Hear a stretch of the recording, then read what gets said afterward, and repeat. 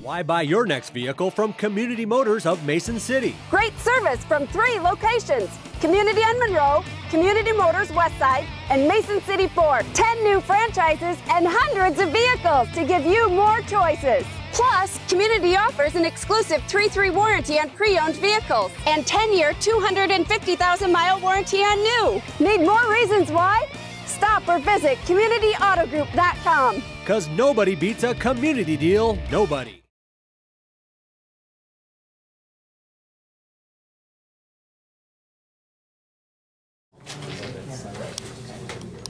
Morning, everyone. Yes. We'll call this abbreviated and somewhat later than usual meeting of Board of Supervisors to order. Before us today, we have the agenda and the minutes of the regular session of the 14th of February. Okay, with that, I would so move to approve and accept today's agenda and the minutes of the past meeting, the 14th of February. I'll second that. Motion made and seconded to approve today's agenda and the minutes of the meeting of the 14th. All in favor? Aye. Aye. Old business? None. I hear none. New business? Madam County Engineer. Plows were out this morning, of course. It warmed up nicely, so the road should be good. And then the culvert replacement and trail funding that we requested did not get approved. It was federal aid, a federal aid request for recreational trail funding. And there was just too many, I believe there was like 26 or 28 applications, so, and only 6 of them got approved. And it looked like the things that were approved were annual, like grooming of maintenance and trails and snowmobile trails, stuff like that. So we are gonna look at getting, filing an application. I've talked to Chris Diggins a little bit for some enhancement funding through the COG for that regional enhancement funding. So we'll see how that goes. See if we can't get some funding awarded to that program.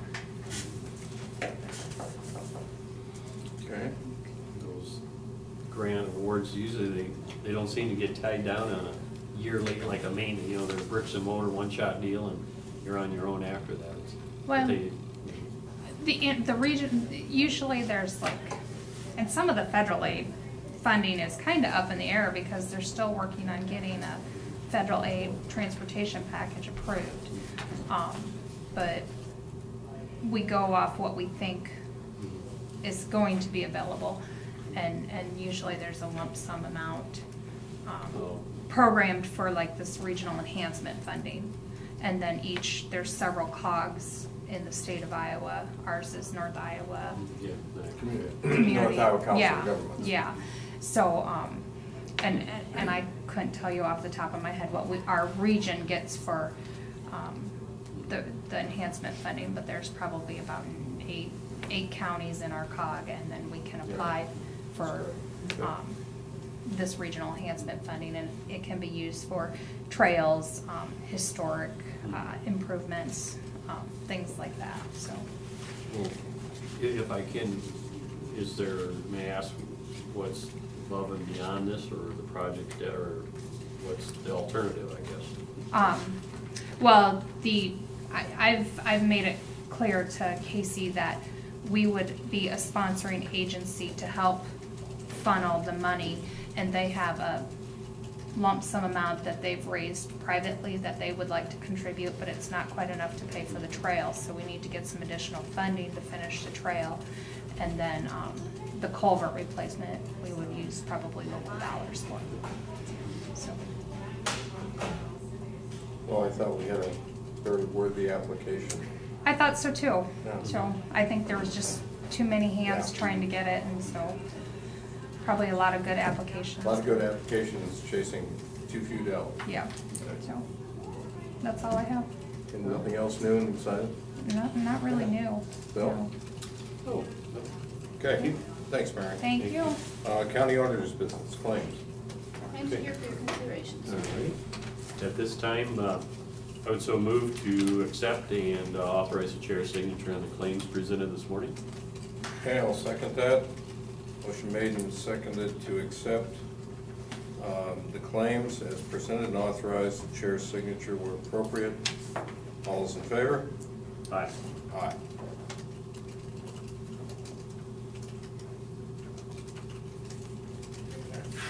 Payroll. Have the payroll warrant report for the period ending February 11th. Okay. This time I'd like to present and have you accept the payroll warrant report. I'll second that. Motion made and seconded to accept the payroll warrant report. All in favor? Aye. Aye. Drainage, Sandy? Or drainage. Okay. Item C, agreements and contracts. I have none, Mr. Chairman, Vice Chairman, or like acting chairman. Is that enough, Chairman? Okay, I got I you. think we got the point. Okay, all right. Item D, appointments. Okay. No. Correspondence and communication. Our guest for today, Jan Libby, coordinator of the Healthy Harvest Okay. of North Iowa. Thank you. Can I take a post here on your corner? You may. Sir. Morning, I'm Jan Libby. Good morning. Yes. Phil, we know each other? Yes. And I'm Michelle. hi. Hi. I came to spend a little bit of time to introduce Healthy Harvest of North Iowa. And this is a project associated with Prairie Winds RC&D, and Phil sits on that board, so we've Yes. sort of gotten to know each other. And since Prairie Winds started in early 2000s, 02, probably, yes. yeah, they've been involved in some local food projects, some sort of incremental local food projects. And I would say that that sort of builds on the groundwork that farmers markets have laid over the years. So there's sort of these little dots of local food effort. But as we have come to see the significance of local food as a community and economic development strategy, and also sort of a community health and nutrition strategy, the significance of local food has increased, and so has the coordinating capacity across the state. So Healthy Harvest has come into being as one of about 16 regional food working groups that have been formed with assistance from the Leopold Center for Sustainable Agriculture. So you'll see our region is the dark red 9-county region toward the top. And we held a series of strategic planning meetings last winter. And if you flip it over, I think it outlines what the priority focus is, with offering grower support, consumer education and marketing, and expanded market development, with our overall sort of vision of fostering the health and vitality of communities through strengthening sustainable food system development.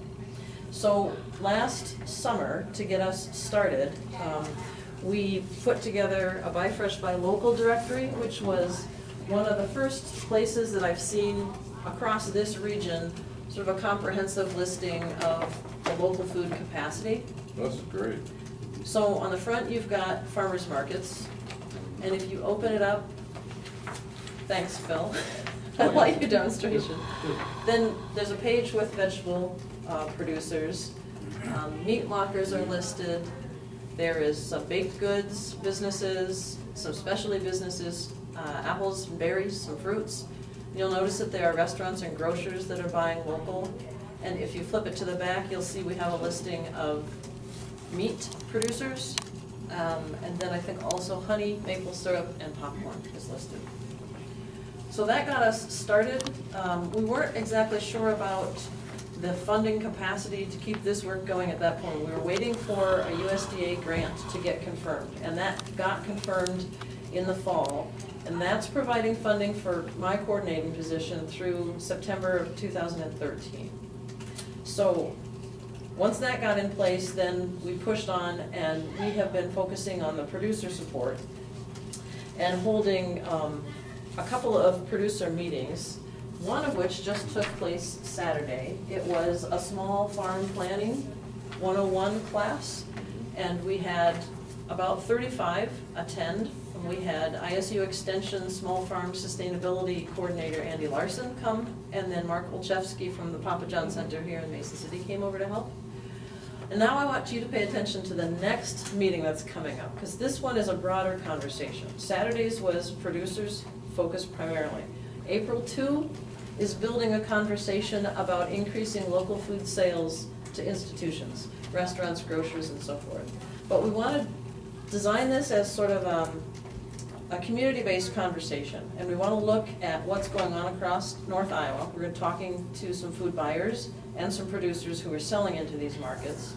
Then we're going to look at what's going on across Iowa for some examples of models that are further along.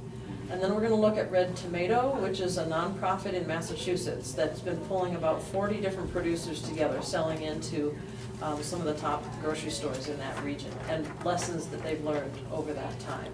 And then we want to wrap up by sort of saying, okay, so what, right? So what should we be looking at in the next 12 to 18 months in order to move north central Iowa along in that direction, and lay out between 1 and 2 very specific things that we want to work on. So we're going to lay the conversation really to start some food hub development in this part of Iowa. And that's where I think we have, you know, we're going to continue to support direct marketing like farmers markets and CSAs and so forth, but I think we also need to look at these opportunities. So I think that will open up some new market for vendors, for producers. But it's important, because I want this to be a community-based conversation, it's important that leaders like yourselves think about coming to that. So that's why you have the registration. Fill it out. I'd love to see you attend and be part of that conversation, because I think that's really going to be critical. And I want you also to think about local food as economic development, and I have a couple of numbers from one of the regional food groups that's been doing this work for quite a few years, and that would be over in the Cedar Falls area. When they started in 1998, and they began to document from institutions how many growers they were buying from and what kind of dollars were being purchased, how much food sales essentially.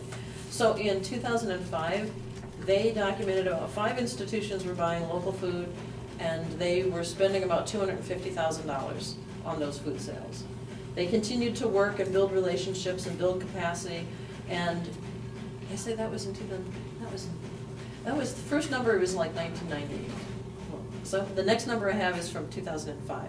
And now they have about 27 institutions that are buying local food, and the dollars that are being purchased, it's about $2.5 million.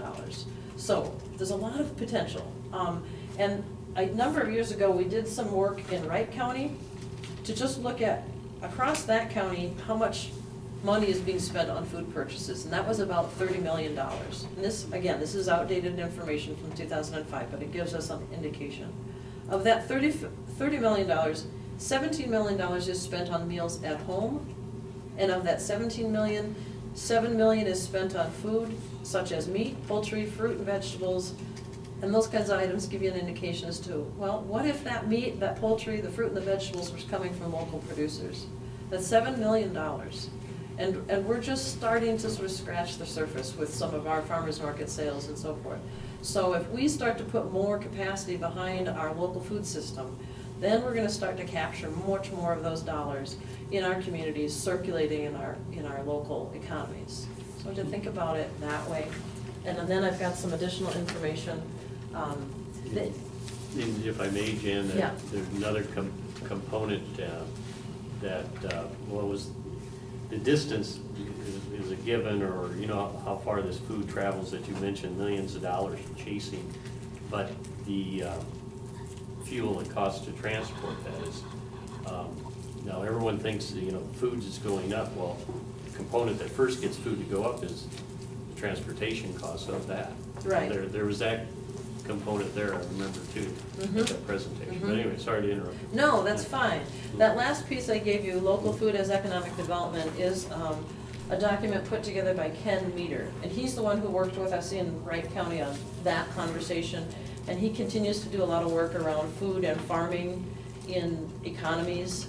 And he has quite a few different documents on his website, but this is one I thought spoke specifically to this issue. So it's good reading at night when you can't get to sleep, or you just want to explore this issue a little further. I'm not going to go into specifics, but I wanted you to be apprised of that discussion that he puts forth there. Now, we are rolling out these workshops. We're already starting to put out a call for memberships for our 2012 Buy Fresh, Buy Local campaign and getting producer members and food buyer members to sign up for that. We are working on a website that will make hopefully it more accessible to look for where local food is across North Iowa, and some other activities that we're hoping to implement through the summer just to increase the visibility and the opportunities for consumers and other folks to connect with the farms. In the fall, we hope to sort of wrap things up with a harvest celebration, which would be like an all-local meal, bring the community together and celebrate what's been going on, sort of report on the activities and begin to sort of talk about, so what have we learned and where does that suggest we need to be going? I wanted to just bring all of this to your attention, give you some material to look at. I'm not asking for any financial requests right now, but I'll make the point that there are several counties that have sort of laid a precedence of recognizing that looking at investing in local food system is an important part of their support. Blackhawk County has provided local food coordinating dollars over the years. Potawatomi County has made a pretty significant commitment of about $30,000 for a 3-year period. They're just coming to the end of that time and they'll be looking at what they're going to do next. So we're covering 9 counties. I envision coming back and talking to all 9 counties and inviting them to think about how this fits into their next year's budget. So it's sort of food for thought along with food for promotion as well. Yes. You mentioned the economic advantage you would have for this. The other thing we can add is like a tourism type thing, which would be that barbecue they have in the park. I mean, it's all around food and going. I remember we talked to economic development and tourism meshing, and with that, Jan, I do sit on that board, and I'm one of 9 members, and the discussion went. I think we'll, as 9 members, so choose to move in the same. You know what I mean? You're going in different 9 counties and asking. Right. But it'd be nice if we moved together, and when and if we ever do, through that. A coordinated discussion between the 9 counties is what you're saying. Oh, I think so too. Yeah, because that way we all sort of are looking at the support and the benefit. Yeah. So what's fascinating, the folks that came to the producer meeting just this last Saturday, some of them have had businesses for a while, established and looking to expand. One couple had just purchased 20 acres. They're looking at developing kind of a retail store on their farm. Some others are folks who've come back into the area and see this as an opportunity to start some farming. So we have really an interesting gamut. And it's important, the connections we have. Marty came because of the connections we have in trying to promote and support the downtown farmers market. I don't know if you want to say anything about how this continued development is important for this element. Building off everything that you've said about it meshes with tourism and economic development, keeping these local dollars circulating locally, and also that a lot of these vendors can, because of this stronger network, can make local connections to allow them to build their economic capacity, whether it's networking with other vendors to reduce costs, networking with restaurants and institutions. But having these networks between Mason City and other parts of North Iowa is a very strong capacity building tool. And I think we have a lot to offer in terms of what this can contribute economically, socially, nutritionally. And in 2012, this is really important to continue to get out what we're trying to do and build connections. So if you think of elements that you're involved with that maybe I should be aware of, or Healthy Harvest, get a hold of me and just sort of say, hey, did you think about this? I just had a conversation this morning with Ange Detterman about the Blue Zones effort and thinking about how to connect there. I had a conversation with Tim Putnam about the blues bikes and barbecue. And we're thinking about how to connect some linkages with farms and some of that activity. So we're pretty open and just want to build connections, because I think through that's where we're going to find the greatest capacity. You said get a hold of, where are you filming? Yeah, well, my number, I'll give you my card. The number is floating around on that registration, but there's my most current contact, because I just did have a phone number change. Where's your office? Oh, sorry, it's out of my home. I live in southern Hancock County, between Goodell and Kanawha. Okay. Yeah, and I also farm. So I'm trying to do as much as we can before the season gets too busy, because at the summer, my availability will be a little different, but we won't put in place the activities and then unfold those through the summer. Question? Yeah. I was just comment, reiterating what she said there, because I work for a food distributor. And the last year, there's been a lot of focus on that. In our descriptions to our customers now, a lot of it will say came from Iowa, came from Wisconsin, Ohio, or whatnot. There is a big push on this locally grown stuff, just for what it's worth. But Right. And I would say to anybody here, if there's any connection to the activities I've talked about, you're included in the conversation as well, even if I didn't address you specifically. I really do want as much of the community to participate in this April 2nd conversation as possible. And it's a Monday evening, and it will be at the 4-H Learning Center at the fairgrounds. This is a beautifully put together document. The Buy Fresh, Buy Local campaign is a national campaign that chapters across the country then use their materials. Iowa has a really strong network of local food support, as manifested through the regional food groups. Some of those same folks are involved with the chapters for Buy Fresh, Buy Local. It's a great asset. Just chock full of information if you want. Yeah. Whatever food group you're interested in. Right. And where it might be. This is great. It is. Mm-hmm. Yes. Is that available online? It Or- is. Right now, we have a little website presence at Earth Day North Iowa. Okay. And you can go there, you can find Healthy Harvest, and you click on that, then you'll find a PDF. Okay. We are developing our own website, which I hope will be ready in May. And we'll certainly roll that out with publicity when we have that ready. Earth Thank Day you. North Iowa for now. Yeah, great. Thank you. Yeah, thank you, Jan. Any other questions from anyone for Jan? Thanks very much. It was a very nice presentation and certainly very informative as far as what the 9-county area has in the way of various food products. Yeah. If anyone would like to look at this before they leave, certainly come up and we'll share it. Yeah, I do have extra copies with me. I just didn't lug all of those in. I will go get some and I'll leave you a selection. Okay, then bring it back in. Yeah, okay, thanks so That'd much. be fine, thank you. Okay. Very good. With that item now out of the way, we're down to adjournment. Okay, I would so move in favor of adjournment. I'll second. All those in favor? Aye. Aye. Thank you, everyone.